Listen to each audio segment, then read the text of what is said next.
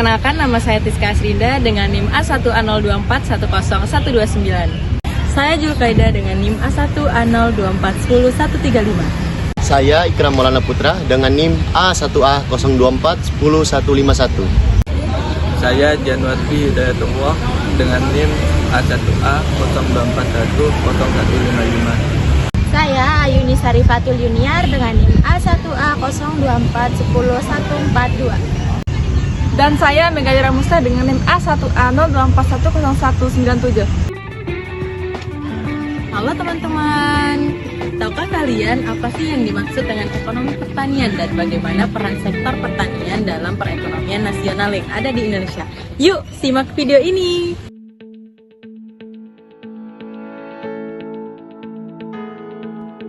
Teman-teman, ekonomi pertanian adalah ilmu ekonomi yang mempelajari bagaimana sumber daya alam, manusia, dan teknologi digunakan dalam memproduksi pertanian untuk memenuhi kebutuhan manusia secara efisien.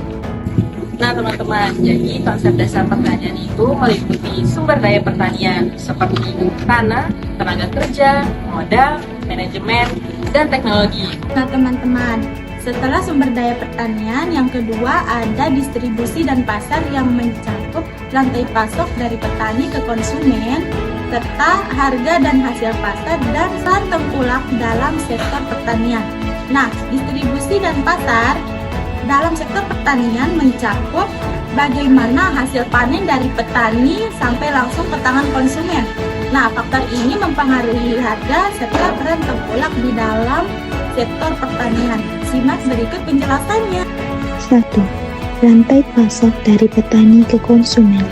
Rantai pasok adalah jalur distribusi yang menghubungkan petani sebagai produsen dengan konsumen akhir.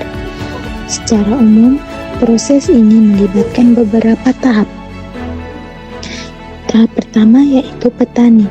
Petani menghasilkan hasil panen seperti padi, sayur, buah, dan lain-lain.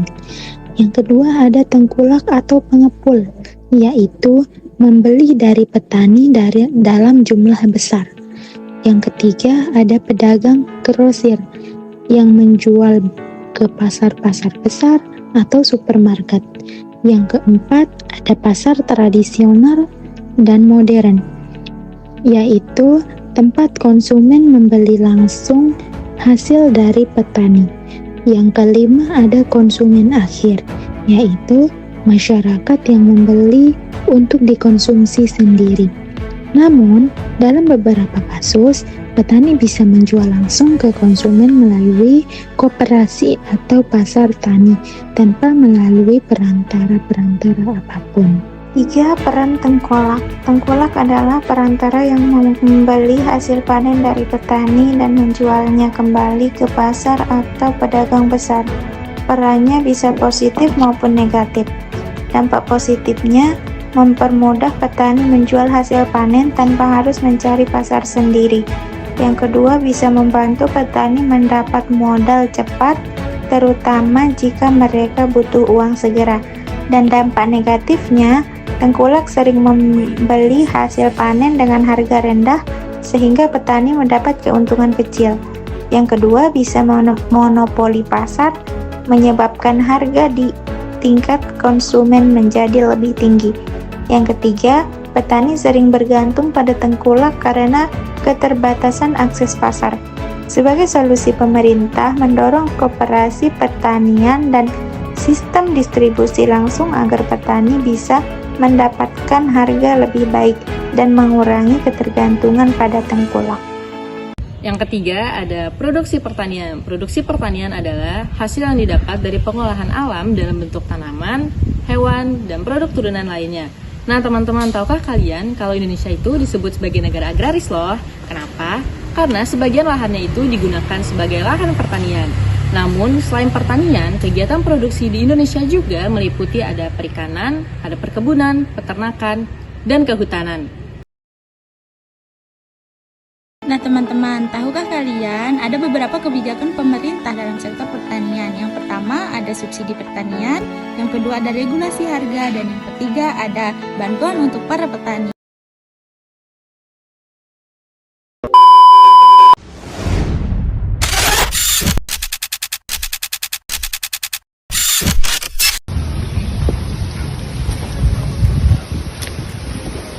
Yuk, kamu udah belajar kan tentang sektor pertanian itu? Iya, sudah.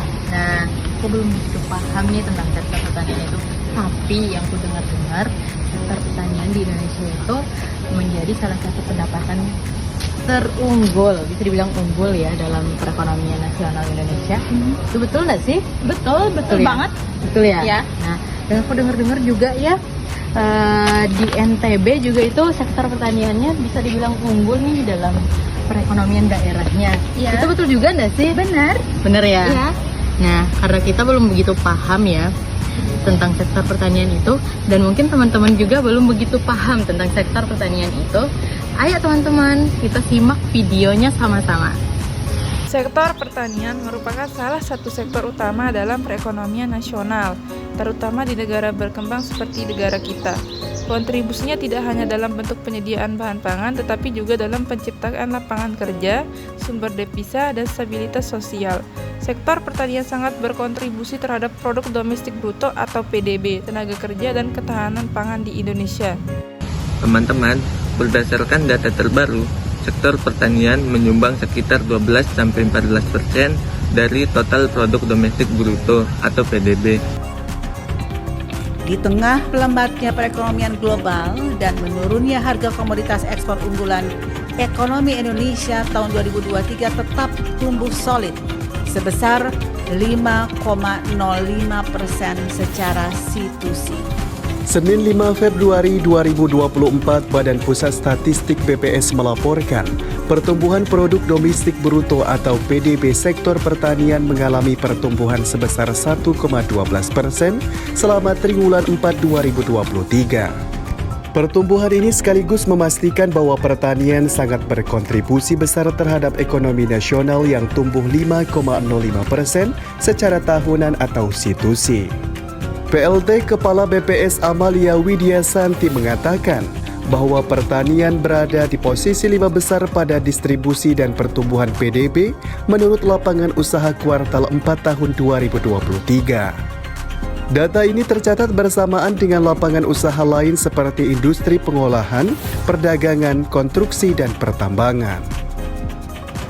Dari sisi lapangan usaha, pada triwulan 4 2023 secara year on year, seluruh lapangan usaha tumbuh positif. Lapangan usaha utama yang memberikan kontribusi besar terhadap PDB, yaitu pertanian, memberikan kontribusi kepada PDB sebesar 63,54%. Amalia mengatakan kelima lapangan usaha yang masuk 5 besar tersebut telah memberikan kontribusi kepada PDB sebesar 63,54%. Menurutnya, lapangan usaha dengan kontribusi besar terhadap ekonomi diantaranya berasal dari sektor pertanian. Tidak berhenti dari kontribusinya terhadap PDB dan penyerapan tenaga kerja, sektor pertanian juga sangat berperan penting loh dalam ketahanan pangan di negara kita. Yuk teman-teman, simak penjelasannya. Seperti yang kita ketahui bersama, ketahanan pangan menjadi aspek penting dalam pembangunan ekonomi dan sosial teman-teman. Dan pertanian sangat berperan penting loh dalam menjaga ketersediaan pangan bagi 270 juta penduduk di negara kita. Menekan impor pangan dengan meningkatkan produksi domestik serta menstabilkan harga pangan dan menghindari inflasi yang disebabkan oleh kelangkaan bahan pangan. Contohnya seperti swasembada beras di Indonesia. Teman-teman, pada tahun 1984, Indonesia berhasil mencapai swasembada beras melalui program Revolusi Hijau yang didukung oleh intensifikasi pertanian, penggunaan varietas unggul, dan kebijakan harga. Namun, dalam beberapa dekade terakhir, Indonesia kembali mengimpor beras karena pertumbuhan penduduk yang cepat dan berkurangnya lahan pertanian akibat alih fungsi lahan. Dapat disimpulkan dari beberapa penjelasan yang sudah kami jelaskan, sektor pertanian memiliki peran strategis dalam perekonomian nasional melalui kontribusi terhadap PDB, penciptaan lapangan kerja, dan ketahanan pangan. Namun, untuk meningkatkan daya saing dan keberlanjutan sektor ini, diperlukan modernisasi pertanian dengan penggunaan teknologi digital dan mekanisasi.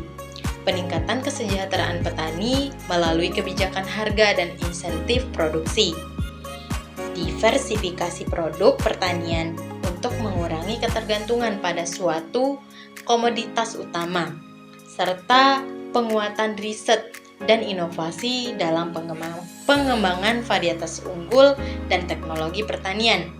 Dengan strategis yang tepat, sektor pertanian dapat terus menjadi pilar utama dalam pembangunan ekonomi nasional dan ketahanan pangan di negara kita.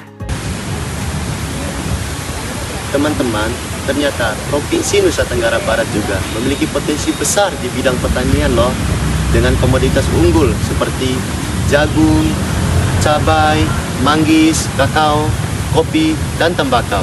Saat ini tersedia lahan 48.844 hektar yang dapat menjadi peluang investasi sektor pertanian di Nusa Tenggara Barat. Di samping itu, hilirisasi hasil pertanian menjadi peluang investasi yang menjanjikan, terutama industri biji coklat, industri pakan ternak, dan industri pengolahan kopi.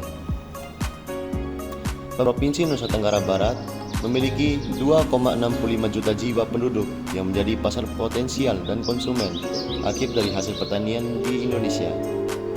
Banyaknya perusahaan agroindustri yang tersebar di berbagai wilayah Nusa Tenggara Barat menjadi pasar bisnis to bisnis atau yang dikenal dengan B2B bagi produk hasil pertanian, baik tanaman pangan, hortikultura, perkebunan, dan peternakan. Sebagai daerah yang memiliki potensi jagung dan padi yang tinggi, pemerintah Nusa Tenggara Barat bertekad meningkatkan produksi hasil tanaman pangan untuk memenuhi kebutuhan konsumsi maupun untuk memenuhi kebutuhan industri. Selain memperluas lahan, tanaman jagung dan padi merupakan peluang investasi yang dapat dilakukan, yaitu hilirisasi produk tanaman pangan seperti industri tepung dan pakan ternak. Terima kasih sudah menyaksikan video kami. Selamat menunaikan ibadah puasa.